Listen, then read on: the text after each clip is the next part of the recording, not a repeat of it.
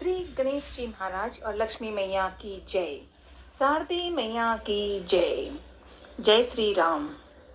कल सुंदर कांड से दो चार बातें पढ़ने का मन किया। एक कथा याद आई।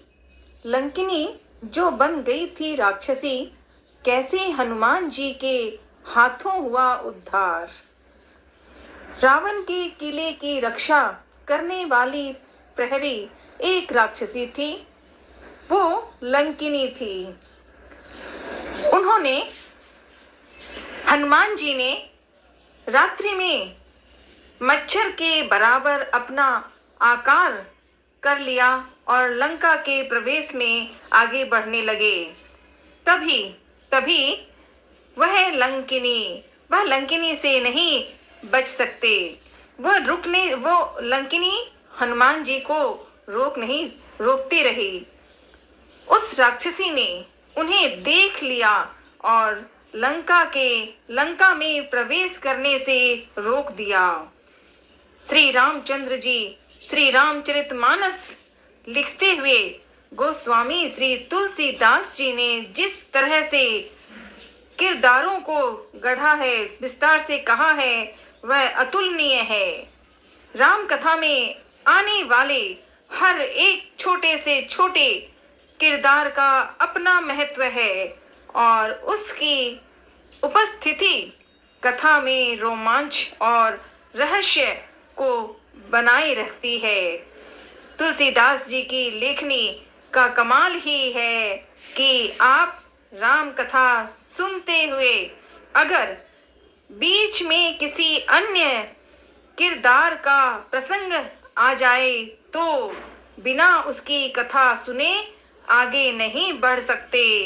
ऐसा ही एक प्रसंग मानस के सुंदर कांड की शुरुआत में है। लंकिनी राक्षसी थी और उनके साथ जुड़ी क्या घटनाएं थी वो हमें श्री रामचरितमानस की कथा में ही समझ में आता है। लंका में प्रवेश करते ही रोक दिया गया। तुलसीदास जी लिखते हैं कि मसक समान रूप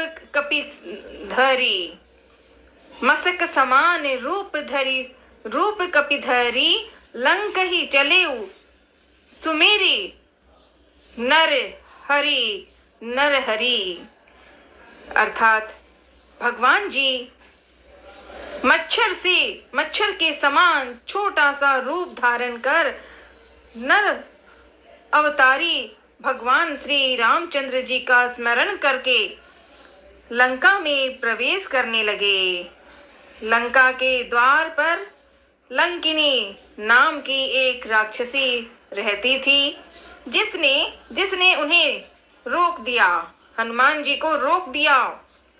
उसने हनुमान जी को ललकार करके कहा कि लंका में मुझसे बचकर कोई प्रवेश नहीं कर सकता और चोरों को तो मैं खा जाती हूँ। हनुमान जी ने लंकिनी पर किया प्रहार।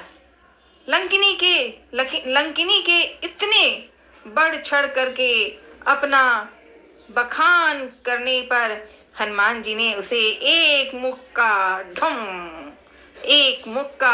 जड़ दिया। उस प्रहार से लंकिनी खून की उल्टी करके गिर पड़ी। जब वह उठी तो कांपते हुए हनुमान जी को प्रणाम किया और अपनी पुरानी बात और रहस्य बताने लगी। फिर उसने ब्रह्मा जी के रावण को दिए वरदान का जिक्र किया और कहा, उसी समय उन्होंने मुझे रावण और राक्षसों के विनाश की पहचान बता दी थी। ब्रह्मा जी ने कहा था कि ब्रह्मा जी ने कहा कि जब किसी बानर के प्रहार से विकल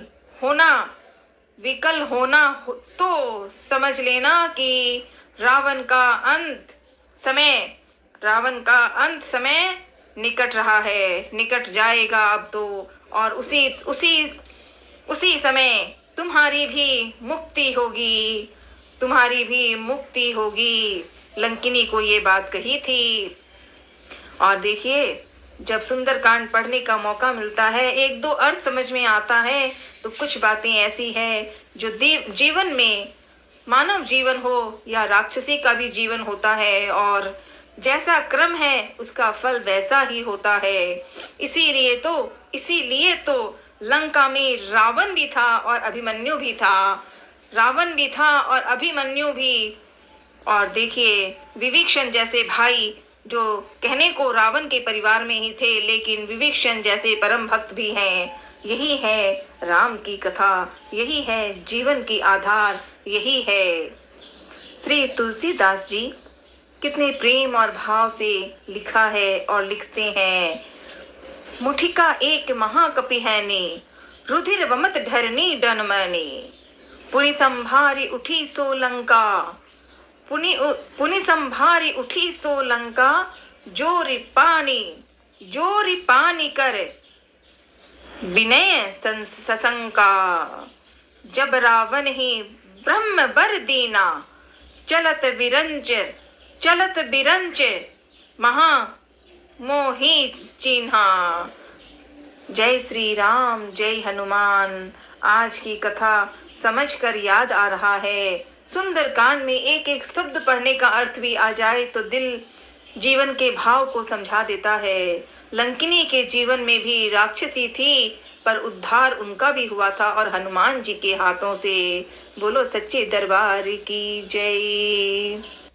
परस्नेव पावन धाम की जय, दधिमती मातेश्वरी की जय, कामाख्या मैया की जय, अवधपुरी के धाम की जय।